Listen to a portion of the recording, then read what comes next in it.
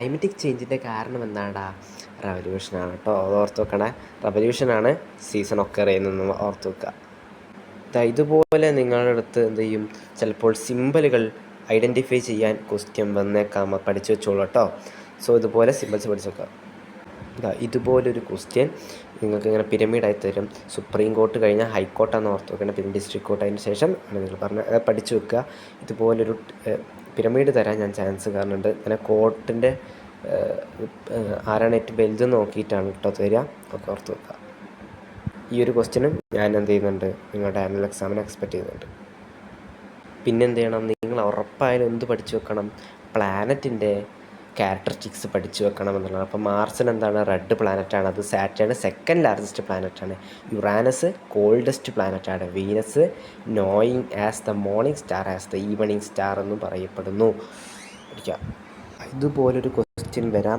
പക്ഷേ ഇതിങ്ങനെ പെട്ടിയായിട്ട് തരൂല. ചിലപ്പോൾ ഇതൊരു വൺ വേർഡായിട്ട് ക്വസ്റ്റ്യൻ പേപ്പറിൽ നിങ്ങൾക്ക് കാണാം എന്നുള്ളത്, വൺ വേർഡായിട്ട് കാണാം.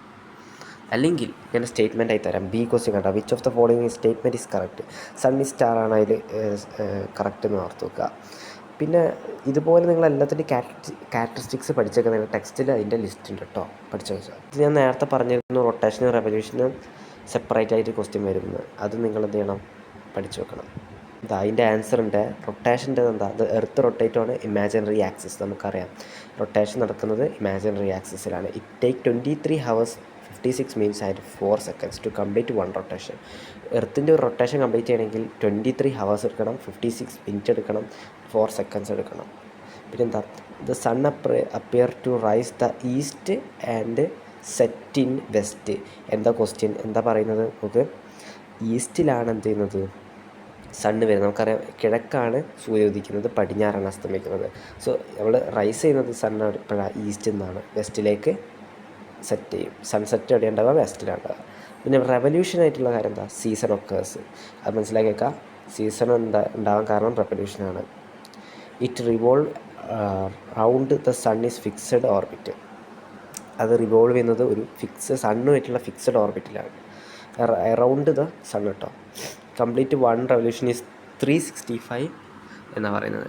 365 ഡേയ്സാണ് റെവല്യൂഷൻ എടുക്കുക.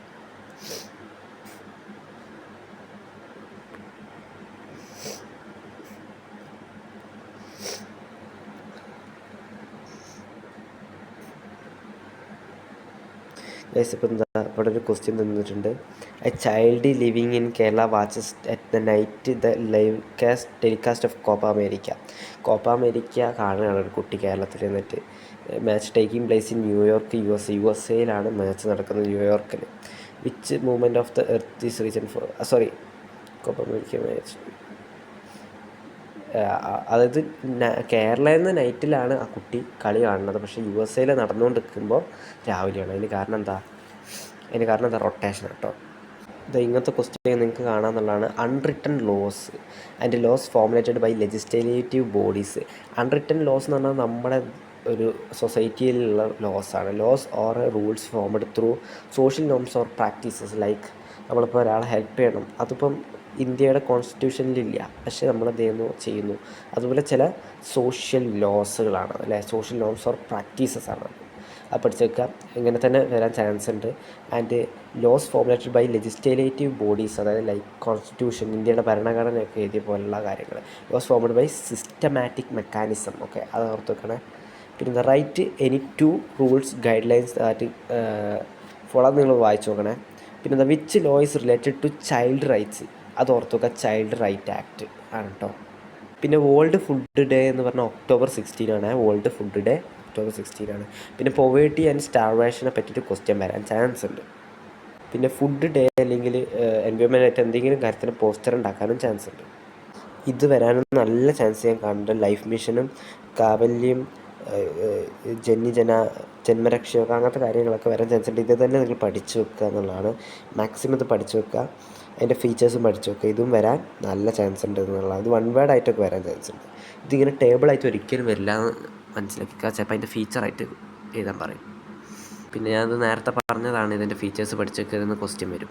പിന്നെ വാട്ടർ കൺസർവേഷൻ്റെ വേകൾ പഠിച്ചേക്കുക. Rain pits, rain water harvesting, bunds and mulching ഒക്കെയാണ് അഡോപ്റ്റിംഗ് വാട്ടർ കൺസർവേഷൻ്റെ മെത്തേഡ്സ് കേട്ടോ. 2 ടൈപ്പ് ഓഫ് മൺസൂൺസാണ് കേരളയിലുള്ളത്. അത് പഠിച്ചു വെക്കാൻ ചിലപ്പോൾ ചോദിക്കും. സൗത്ത് വെസ്റ്റ് മൺസൂൺ ഓർ കാലവർഷം. സൗത്ത് വെസ്റ്റ് മൺസൂൺ എന്നാണ് പറയേണ്ടത് കേട്ടോ. നോർത്ത് ഈസ്റ്റ് മൺസൂൺ അഥവാ തുലാവർഷം. സൗത്ത് വെസ്റ്റ് മൺസൂണും നോർത്ത് ഈസ്റ്റ് മൺസൂണുമാണ് കേരളത്തെ മൺസൂൺസ്. അപ്പം ഗൈസ് ഇത്രയേ ഉള്ളൂ. എല്ലാവരും നന്നായിട്ട് എക്സാം ചെയ്ത് ഇനിയും പാർട്ടുകളൊക്കെ ആയിട്ട് വരും. So wait for that.